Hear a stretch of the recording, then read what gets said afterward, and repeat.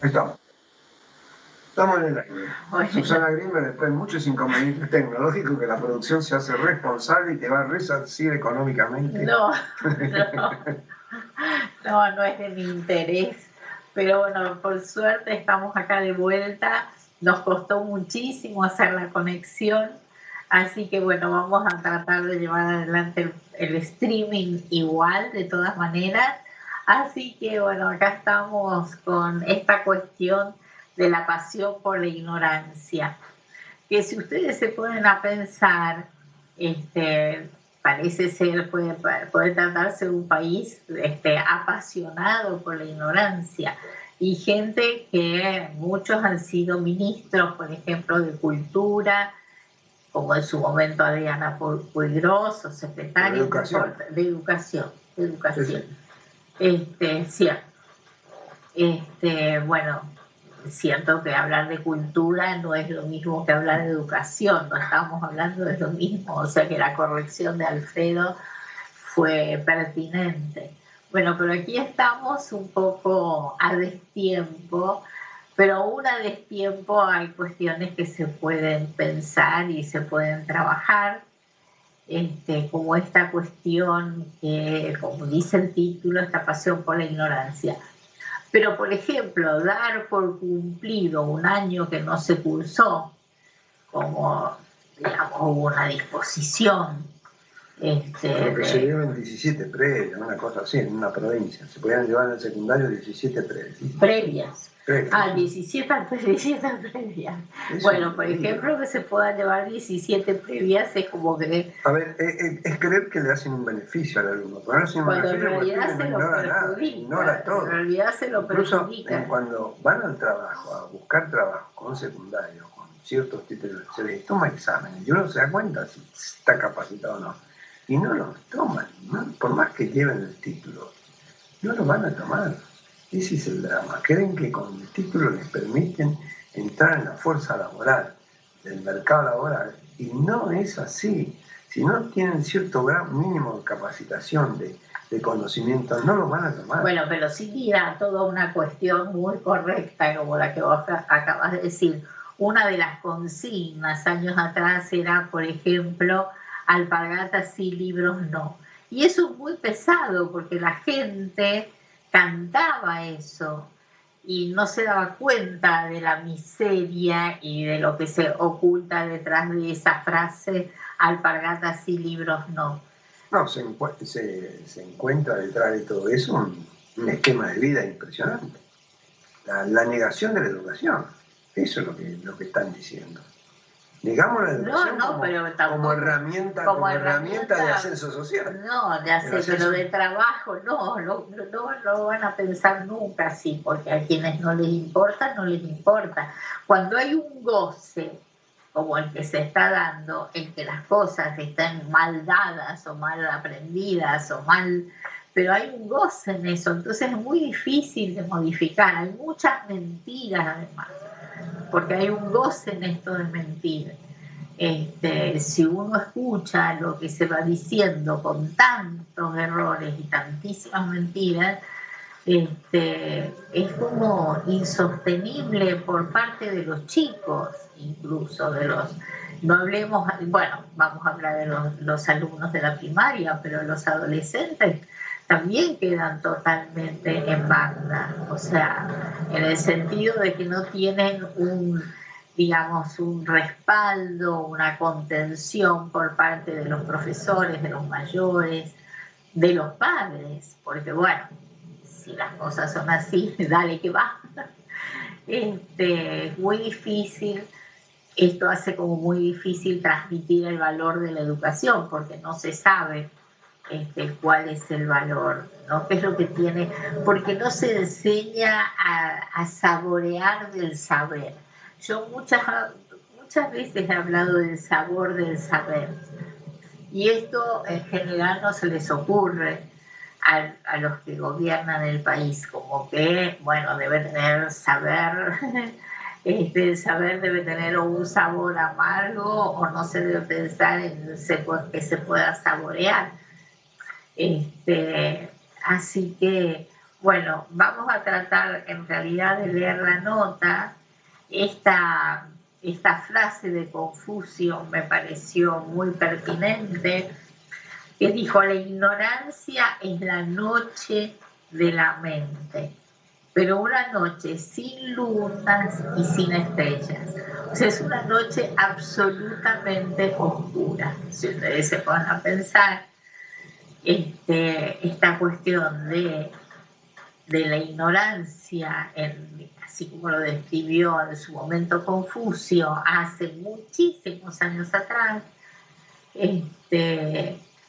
bueno, no se le puede, o sea, los chicos, tanto los alumnos como los de la primaria, como los adolescentes, como acabo de decir, quedan totalmente desarraigados, incluso de un país en que la educación primaba por sobre todas las cosas, porque era, como dijo Alfredo, la posibilidad de un ascenso social. Los hijos de los europeos querían que sus hijos, digamos, los europeos que vinieron los inmigrantes acá, querían que sus hijos estudiaran.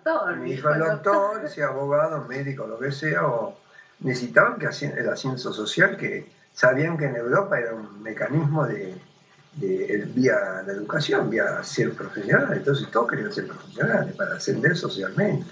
Era una ambición. Y para vivir mejor. Sí, no, el ascenso social implicaba vivir mucho mejor, obviamente. Pero bueno, esta gente no quiere. Ahora, fíjense, en este momento se me ocurrió trabajar este tema, o sea, referirme a la cuestión escolar en plenas vacaciones de invierno, puede pensarse como paradojal, pero es tal la importancia del vínculo entre padres e hijos que opté por referirme al tema, siempre pensando que durante las vacaciones hay actitudes nocivas que pueden modificarse, además de las positivas que deben ser subrayadas.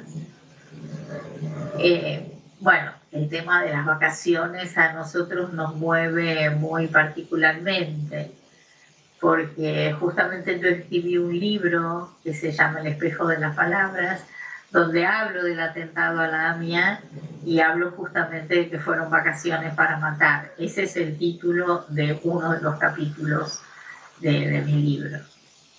Si bien otros pueblos pueden definirse por su respeto a las normas, acá puse por las normas, el nuestro lamentablemente cultiva una perversa y destructiva pasión por violentarlas.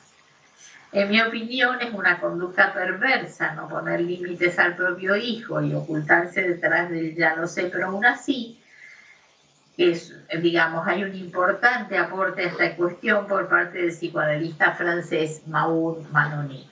Tengo la idea de que él fue el primero que habló de ya lo sé, pero aún así. En verdad, el mejor legado de un padre a sus hijos es no solo apoyarlo en los estudios, sino alentarlo para que pueda crecer y ser un sujeto independiente. Bueno, eso es crecer. Crecer es poder separarse de los padres y pensarse como un sujeto independiente. Bueno, acá no leí el título, que es ¿Y los padres dónde están?, que es un título que tomé de la película y del piloto ¿Dónde está?, y lo tomé porque me parecía muy oportuno respecto de esto de los padres dónde están, los profesores dónde están, digamos, qué ha pasado en este tiempo en que con tanta descalificación y tan poco lugar que han logrado en realidad los docentes, digamos, nos hemos ido alejando de una verdadera educación. Es por todo sabido que con solo cumplir con lo que las leyes estipulan, nuestro país podría funcionar muchísimo mejor. Superar la velocidad permitida, no respetar las rampas que permiten desplazar los cochecitos de los bebés o los changuitos con las compras, porque estacionan el auto justo en el lugar de la rampa, como que encontramos justamente ese lugar, ¿no? Sobre todo las rampas facilitan en realidad el traslado de las sillas de ruedas. ¿no? Y todo esto tiene muchísimo que ver con la viveza criolla. Yo había pensado en la pialada porteña, pero será en todo el país. Bueno, qué sé yo ocupé este lugar y lo gané, me lo gané para mí. Y no importa si perjudiqué al otro, este es el tema. Padres y profesores deberían transmitir que los derechos de cada persona terminan cuando empiezan los derechos del otro y que ese es el límite a la supuesta libertad de hacer lo que se me da la gana o hacer lo que se me canta, porque no hay libertad donde se desconoce al otro implícito en la mencionada frase. Esto suele tenerlo muy en cuenta Alfredo, sobre todo cuando está estacionando el auto y ve que hay una rampa. De ninguna manera jamás se ha estacionado ni cerca de la rampa, ni aún pudiendo en algún momento, no lo hizo nunca. Y ahora sí, interrumpir, por ejemplo, que se ha venido dando muchas veces, el dictado normal de las clases, avalado por padres, tomado por el síndrome de Peter Pan, es uno de los... Eso se da mucho en Buenos Aires. En Buenos Aires. Ciudad de Buenos Aires, en Carlos Pellegrini. Tenés razón. Donde los padres intelectuales de los 70 quieren que lo Pero no se da acá también de alguna manera, no lo sé, te pregunto. No, en el interior, puede ser en el interior. Pero yo le digo más que todo en Buenos Aires. En los colegios importantes de Buenos Aires. Claro, tenés razón. Pseudo revolucionarios. Continúa, por favor. Sí. Bueno, es para reflexionar, es algo que siempre me dice Alfredo, que si los chicos que matan o roban son inimputables porque se supone que no son plenamente conscientes de sus actos, ¿cómo es posible que ellos, alentados por ciertos padres que añoran volver a los 70 años en que la muerte era un ideal, pretendan imponer políticas, presupuestos incluidos por la fuerza? ¿No? ¿Dónde están las autoridades educativas temerosas de aplicar las disposiciones legales? Te voy a dar esto un cachito, ¿puedo?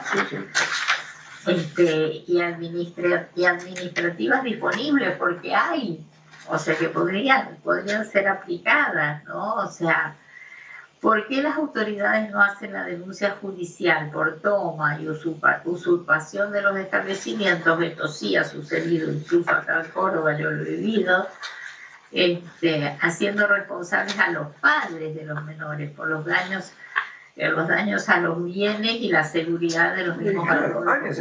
A ver, si le produjo un daño, un hecho, alguien tiene que ser responsable. Alguien. Y vos siempre has sostenido. No, yo siempre he sostenido, porque ¿cómo puede ser un menor comete un hecho delictivo, o en un colegio toma el colegio, rompe los bancos y se van a más bien? Y nadie es responsable. Los padres que lo educaron, claro, ¿qué estás haciendo? No, está en el colegio. ¿Cómo? Pero vos sos el padre, aunque esté en el colegio. Si se va a casar, tiene que pedirte autorización. Si va a hacer acto de comercio, te tiene que pedir autorización. Ahora, para romper un banco en un colegio no te pide autorización, bueno, entonces te haces responsable vos. Es cierto. Es una cosa, es poco. Queda en el limbo jurídico, nadie es responsable, el director dice yo no lo puedo controlar. Y bueno, entonces, ¿cómo? Entonces hay que reprimirlo. ¿Lo reprimimos? No, son menores de edad. Entonces el padre, ¿para qué está? Padre, los tutores. Para poner límites, la cuestión es el límite. Los tutores son los palos que se le ponen a las plantas para que crezcan derecho. Tenés razón. Entonces el palo que se le pone al hijo para que el hijo crezca derecho. Así que ese torcido tutor no fue bueno, entonces hay que joder al tutor. Claro, porque sería padre, madre o tutor. Es así. Entonces los padres, como dije en el título, no se sabe dónde están. Lo que deberían saber es que la mejor manera de limitar a un hijo es no ponerle límites, además de alentarlo para que realice el deseo de ellos. Este es el otro problema, porque no piensan... Claro, en general son padres que dejan que lo hijos hagan porque ellos lo quisieron hacer y no lo pudieron hacer por diversos motivos. Es un deseo reprimido de los padres que los hijos hagan quilombo. O hagan otras cosas, no sé. Sí. Porque puede ser en otro orden de cosas también. Sí. No, yo me estoy refiriendo al sector intelectual ahí, del Nacional Buenos Aires. ¿No? Pero acá se dio, por ejemplo, cuando yo vi hace 2, 3 años que tomaron, o 3 años o 4 años atrás que tomaron el pabellón Argentina en la ciudad universitaria acá de Córdoba y se habían instalado. Esos ya son grandecitos, ya los estudios universitarios son grandecitos. Bueno, pero ya son responsables. Bueno, pero es como para tener en cuenta ese hecho también, o sea, traté de decir que no es solo en Buenos Aires, sino la conducta. Sí, no, más que en Buenos Aires está más alentado, digamos. Pero acá en todos lados hay. Seguro que en las provincias del interior también. Algo harán los alumnos. Pero no hay tantos padres con ideas. No, yo me he enterado más, por ejemplo, de San Juan, muchísimas cosas acertadas en cuanto a inauguraciones, bueno, por ejemplo, de exposiciones sobre determinadas cuestiones, y mucho más movimiento que en otros lugares, pero acá también, en Córdoba también, me parece. ¿Cosa? Referido al arte, ¿no? Acá hablé de los padres donde están y traté de responderlo, pero hay casi una cuestión ideológica respecto de la educación. O sea, como que nada sirve para nada, pero si uno se pone a pensar cómo era la Rusia, ¿Pisé? ¿La URSS? Sí, no era terrible. Era un régimen casi militar. No se podía hacer cualquier cosa. Sí, andá a tomar en la universidad. No, de ninguna manera. No hay como caer los militares. O sea, el gusto por la violencia y llegar hasta tomar una escuela ha ido minando en los jóvenes el deseo de estudiar, lo ha ido destruyendo. Y los padres... Lo mismo con las ocupaciones, ¿viste? Cuando ocupan los terrenos, todo eso, andáselo en China. Bueno, vos conocés muy bien China. Viene el servicio del ejército y te saca carpiendo música. Pero ni se les ocurre hacer eso, ni se les ocurre. No, además lo que respetan el estudio es impresionante. No, eso es aparte. Es casi excesivo. La violación a ciertas normas ahí están castigadas con todo el peso. Bueno, ahora voy a ir de nuevo a los profesores donde están. Dice que Freud dijo que psicoanalizar, educar y gobernar dan cuenta de lo imposible de los 3 trabajos para intentar hacer posible lo imposible en la escuela, tanto en la primaria como en la secundaria, ¿cierto? Acá ya hablamos de la universidad. Los alumnos deben contar con los días de clases estipulados. Tiempo atrás, Carmen Vázquez Cuerda, una amiga de España, compartió conmigo este pensamiento de Saturnino de la Torre, que escribió Diálogos en el Mar. Escribió que educar es llevar un barco de valores en lo profundo del alma. El buen educador ha de tener algo de marino, un poco de poeta y mucho de pirata, para impactar por asalto al estudiante con la suavidad del gesto y el valor de la palabra, para sacar lo más rico que yace en su alma. Hermosa frase, vos la conocías, hermosísima, así que le agradezco a Carmen Vázquez Cuerda que ella la haya comentado. Si todos sabemos que el alumno no aprende sentado, rígido, eso ya lo sabemos, quieto, escuchando y tomando notas, sino haciendo, moviéndose, estudiando, creando, los profesores pueden proceder del mismo modo, inventando, creando, enseñando a articular conceptos, aprendiendo de lo que los mismos alumnos enseñan, nos enseñan. Porque yo me incluyo, o sea, cuando yo daba las prácticas de enseñanza, que en general, bueno, yo soy maestra de norma nacional, afortunadamente formo parte de esas camadas de docentes. Por ejemplo, había cuestiones, yo iba a enseñar el trigo, entonces llevaba una plantita, el trigo, lo que fuera. Pero llevaba también harina como para amasar y todos los alumnos venían y me enseñaban a amasar a mí, porque obviamente yo no sabía, y muchas cosas sabían mucho más que yo. Pero la cuestión es estar advertidos y darse cuenta y dar un lugar a lo que el otro puede llegar a aportar. Antes de avanzar con la nota, yo les quiero hacer un comentario. ¿Voy a leer los comentarios? No voy a leer los comentarios. Quiero... ¿Sobre qué? No, lo que encontré, sí. Fíjense que encontré este comentario de Spielberg.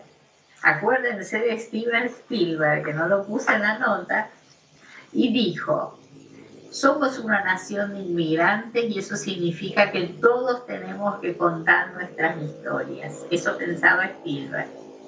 En el discurso de graduación que dio en la Universidad de Harvard, el reconocido cineasta recalcó la importancia del pasado para construir un futuro mejor, que aniquile el racismo y el odio étnico. Esto fue lo que dijo Spielberg. Los contadores de historias suelen andar por la vida con un cuento siempre a mano, con un bolsillo lleno de personajes y anécdotas. Es verdad, es verdad. El cineasta estadounidense, bueno, Spielberg, es así, y por eso no extraña que su discurso en la graduación de la Universidad de Harvard, ha sido unos días, tiempo atrás, haya estado compuesto de referencias a los relatos que componen el día a día. Su discurso, Así son las cosas, empezó desde su relato personal, de cómo abandonó la universidad en la juventud para finalmente graduarse 14 años después. ¿A cuántos de ustedes le tomó 37 años graduarse? Como la mayoría de ustedes, dijo él, comencé joven en la universidad y me ofrecieron el trabajo que siempre soñé en la universidad, en el Universal Studios. Abandoné la universidad y les prometí a mis padres, que si no me salían bien las cosas, me volvería a matricular, que fue lo que él hizo. Pero todo salió bastante bien, dijo ante las risas del público. Pero relató que por sus 7 hijos, ¿me escuchan? 7 hijos, a quienes les insistía en la importancia de los estudios universitarios, a sus 50 años y pico regresó a la universidad. O sea, Spielberg a los 50 años y pico volvió a la universidad. En el 2002 finalmente se graduó en California State University con una licenciatura en cine y artes electrónicas. Uno puede pensar que con todo lo que él sabe, cómo se puso a estudiar algo referido a lo que él sabe y a lo que él ha hecho. ¿Te imaginas a los profesores enseñándole sobre cine a Spielberg? ¿Viste? Hermoso, pero lo quise leérselo porque me pareció realmente muy interesante. O sea, lo dijo el responsable de filmes como E.T., Tiburón. No lo puse. Puse Encuentros cercanos del tercer tipo. No, creo que Tiburón no es. Jurassic Park, puse acá. Indiana Jones. Indiana Jones, tenés razón. Bueno, estaba muy apurada. Sí, y lo hemos disfrutado a todos, realmente lo hemos disfrutado. Spielberg, como era de esperar, hizo referencias al cine y sus películas para hilvanar varias de las ideas de su mensaje de graduación. Las decisiones que ustedes toman son las que en las películas llamamos los momentos que definen a los personajes. Fíjense. Yo creo momentos como esos en películas de 2 horas.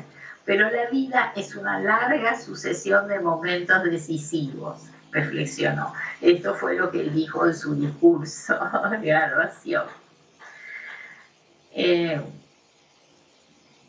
realidad, en la ceremonia de la graduación, Harvard le consiguió a Spielberg, le dio un doctorado en artes y allí lució todas las ganas de la ocasión, ¿no? O sea, pudo dar y decir en el discurso justamente la importancia de lo que él estaba haciendo y del estudio. Y dijo: mi trabajo es crear un mundo que dura 2 horas, pero el trabajo de ustedes es crear un mundo que dure para siempre. Afirmó, quien señaló que el modo de crear un mejor futuro es estudiando el pasado.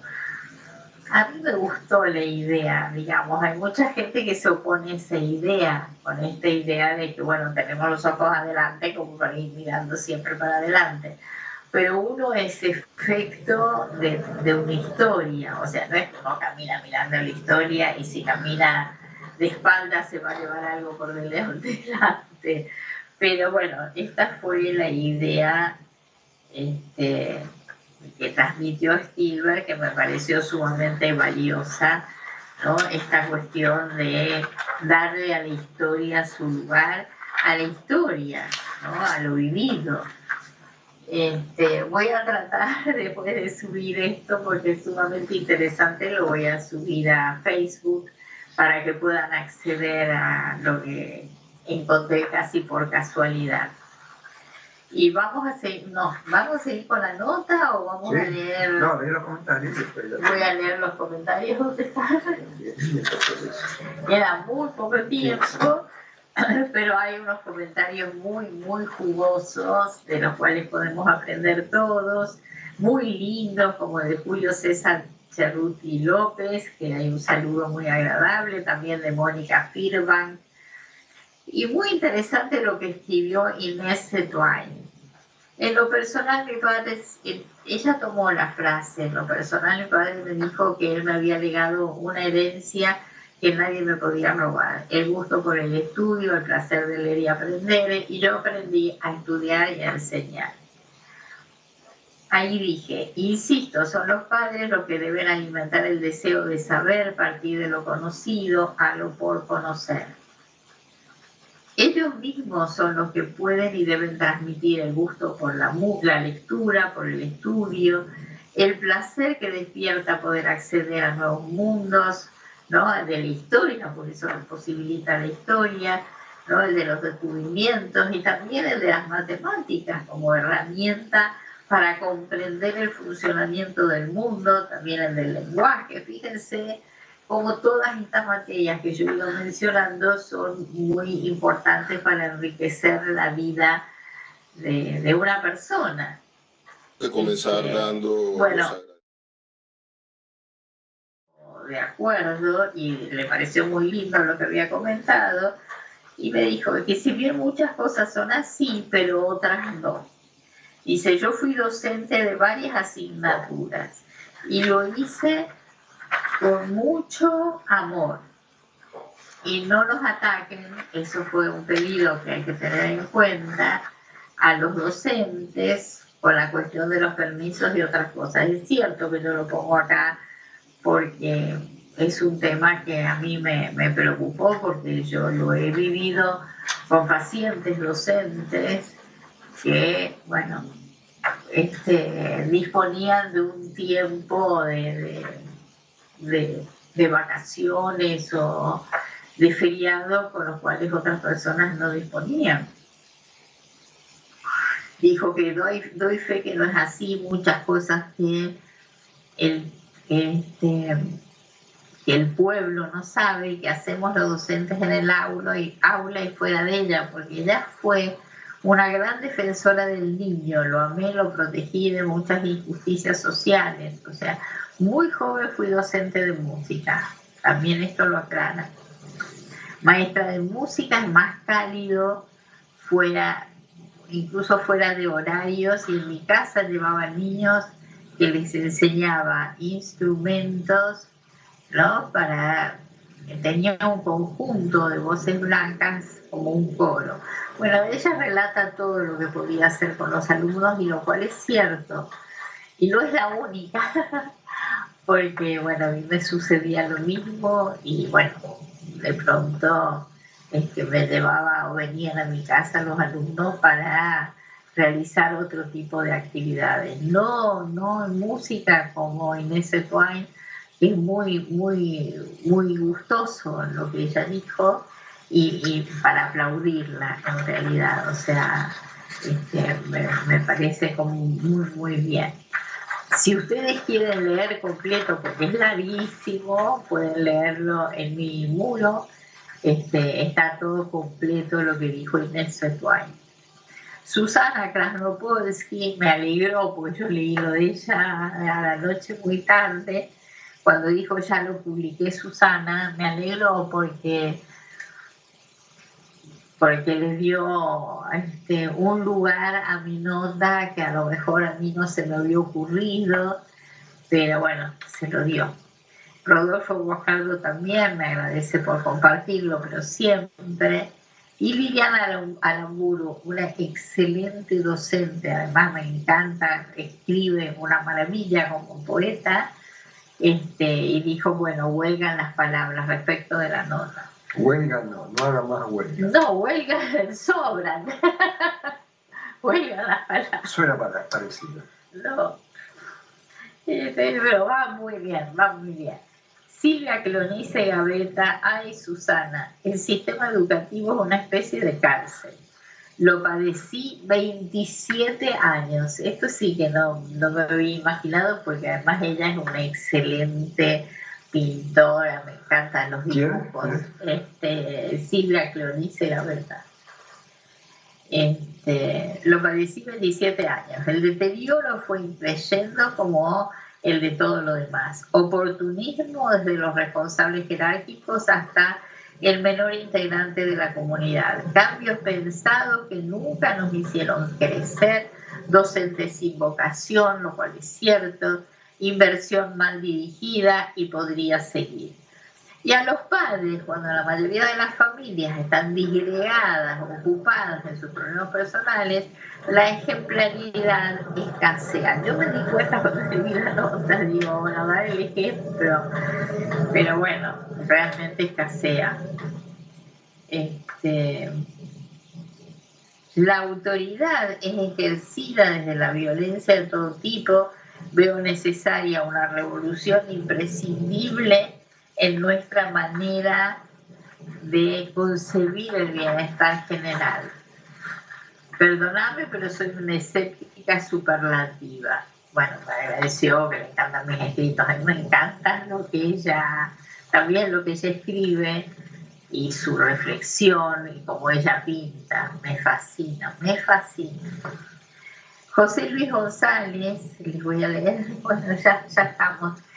Me puso, estimada Susana, comparto plenamente tu profunda reflexión. Ahí radica la respuesta a algo que, en lenguaje de la calle, nuestro amado padre, siendo ingeniero químico de la Universidad Nacional de La Plata, nos decía como una profecía: o estudian o trabajan. Vagos en mi casa no quiero. Una manzana podrida pude a todas las de un cajón. Educar con el ejemplo y la convicción de que el conocimiento no solo nos hace seres mucho más reflexivos y sentipensantes, sino por sobre todas las cosas nos crea más responsabilidad y humildad con nuestro prójimo. Mi más extrema gratitud y respeto, licenciado José Luis González, de la UBA, de la Universidad de Buenos Aires. Me emociona un montón. Me emociona siempre cuando escribo, pero siempre, porque aprendo siempre de José Luis González. Alicia Weinstein dijo, yo la valoro personalmente, es un escrito largo, pero vale la pena leerlo.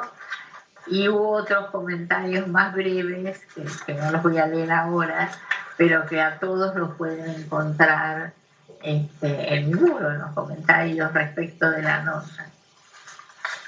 Vamos a continuar un poquito más porque la hora ya estamos encima de la hora. Me faltan 5 minutos. 5 minutos. Bueno, a mí me gustó muchísimo este libro de Tomás Abraham, me gusta cómo él escribe y aprendo siempre. En su libro La lechuza de caracol de Sudamericana, que lo escribió en el 2012, lo publicó en el 2012, al referirse al filósofo dice: todos ellos nos enseñaron que pensar es buscar un problema. Y es verdad, donde hay un mandato, un dilema donde se enuncia una vía recta, una dificultad cuando las cosas se presentan fáciles, una novedad cuando todo parece destinado e innecesario, una salida cuando se nos impone un sistema. Miren ustedes cómo abre las puertas para pensar. Como sostuve en mis notas anteriores, tradición y transmisión tienen la misma etimología y ambas remiten a trasladar, transportar, transferir ideas, principios, sentimientos a través de las generaciones. La exigencia de los padres a estudiar debe mantenerse siempre. Son los mismos padres los que deben incentivar que los hijos estudien, porque esa es la posibilidad de aprender a pensar, de poder profundizar lo que les fue transmitido, además de abrirle las puertas. Si los padres trabajan, ya a pasar la época de estudio, la lectura que hacen los padres, los chicos no miran, es una parte del estudio, la lectura. Cuando los padres leen libros y se interesan por lo que hacen los chicos. Pero la gente humilde no lo vas a poder encontrar, la cuestión de la lectura, en muy pocas situaciones. Pero sí, perdón, yo te voy a interrumpir, sí que cuenten historias, que hablen de su historia, que cuenten los cuentos que sí conocen. Eso sí, o sea. Y bueno, pero después lo otro debe estar incentivado, en este caso, en el colegio. Claro. Y a la lectura, obligarlos a leer, a que tengan, hay distintos mecanismos. Sí, es verdad. Pero para lo cual tienen que comprometerse los profesores, los maestros, y los padres. Y los padres, y los chicos de ir al colegio, y no quedar parados como... Bueno, no, bueno, es verdad. O sea, en la Argentina, como consecuencia de la crisis social, cultural y familiar que se está sufriendo, los hechos de violencia han incrementado considerablemente. O sea, yo hablé antes de la violencia en los establecimientos educativos de los años 70, ha ido en aumento, tanto en los Estados Unidos como en la totalidad de Europa. Es como esta cuestión del laissez-faire. O sea, bueno, que hagan lo que quieran, igual no me importa, porque también está esta cuestión de parte de los padres. Sí, así. ¿No? Igual no me importa. Ha sido todo bastante mal. Bueno, es que la ley, según Kovadlov, según Santiago Kovadlov, lo dijo en La Nación en junio del 2010, se ha convertido en un mandamiento desoído. A fuerza de verse vulnerada, la palabra ha perdido su fuerza rectora. Bueno, a mí me parece para pensar y reflexionar en esto de la función de la palabra. Voy a tomar de nuevo lo que acaba de decir Kovadlov, porque no es para olvidar, al contrario. Y quiero concluir, bueno, que es lo que vos estabas subrayando, con esta reflexión de Einstein, necesaria tanto para los padres como para los docentes. Darle el ejemplo no es la principal manera de influir sobre los demás, es la única manera. Y claro, es la única manera de dar el ejemplo, no es solo estudiando, sino trabajando. Y la importancia de trabajar, de crear, de inventar. Bueno, vamos a terminar esto de dar el ejemplo. Dando el ejemplo en cumpliendo 2 horas. No, influir es la única manera de poder influir sobre los demás. Más o menos he leído la nota, les pido disculpas la demora, pero se darán cuenta que estamos acá y que nos hemos estirado para poder cumplir con lo acordado. Bueno, muchas gracias, Gus, por la paciencia y muchas gracias, Alfredo, por hacer toda la conexión acá. Bueno, soy el productor técnico de acá. Bueno, gracias a todos y nos vemos. Nos vemos el próximo jueves. Próximo martes. No, el próximo martes, porque todavía nos cuesta. Ustedes recordarán que ahora estamos los martes por ahora, vamos a decir los martes a las 5 de la tarde. Vamos a ver qué pasa el año que viene. Bueno, muchas gracias a todos. Y hasta el próximo martes. Y hasta el próximo martes. Gus, te cedemos el control. Gracias.